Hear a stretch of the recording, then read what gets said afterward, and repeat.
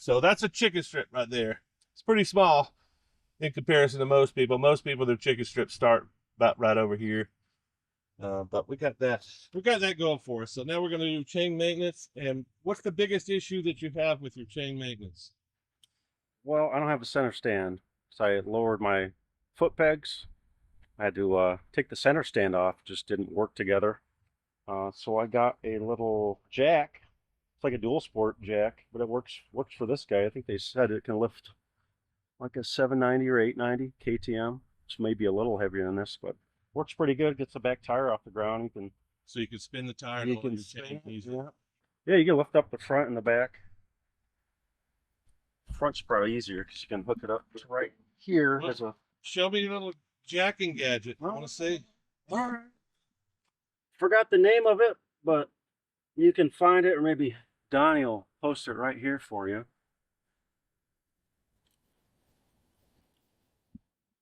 Oh, wow, that's very small. Small, simple.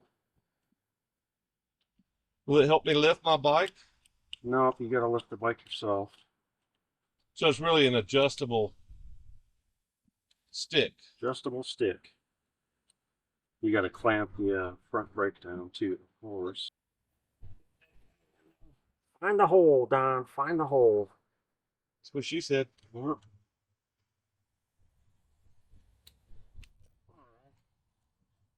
Hopefully I don't lose my little Velcro strap. There it is.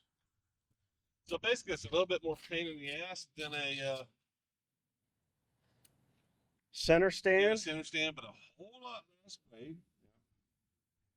I mean, I like a center stand.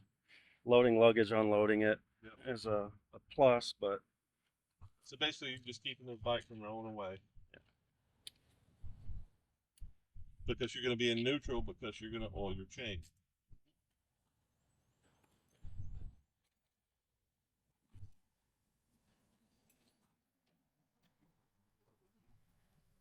I'll be surprised how easy it lifts up, you know.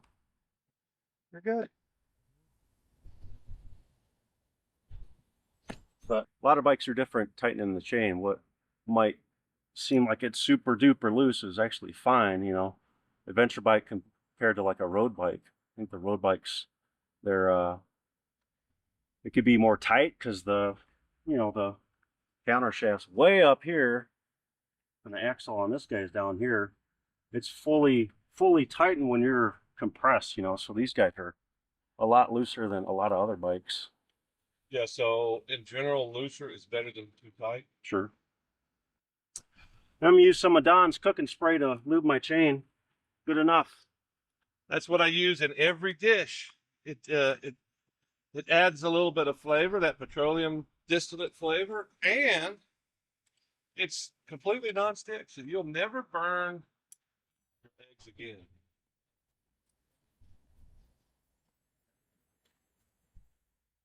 What a nifty little gadget, man. I like that little gadget. Is that Amazon? I got it from the guy's website. The name of the product, I forget, so. I mean, that's like right out of the showroom. The only dirt on it's the dirt we put on it yesterday. From you, Don.